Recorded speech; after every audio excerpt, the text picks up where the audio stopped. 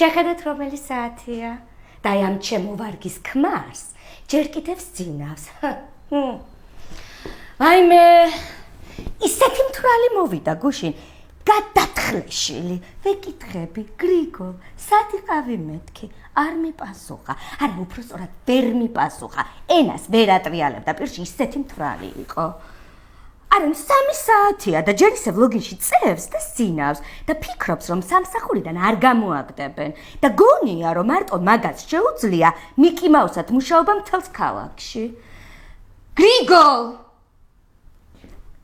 გრიგოლ! ვიცი რომ ეხლა მანთხა და გამოეთრიე რა დროზე. გრიგოლ! ნერვები აღარ მაქვს. გრიგოლ! გრიგოლ! სად ახარ გრიგოლ?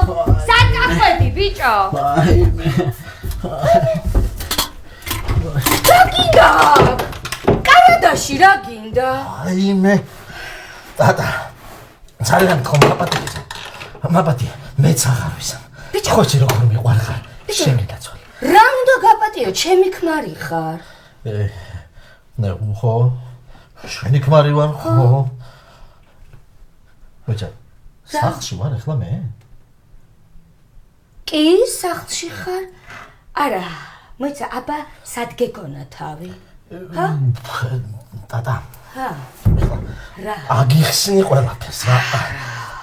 არა, გრიგოლ, აი შენ ვერაფერს ვერ ამიხსნი. აი მე აგიხსნი ყველაფერს ცხრილ პირში.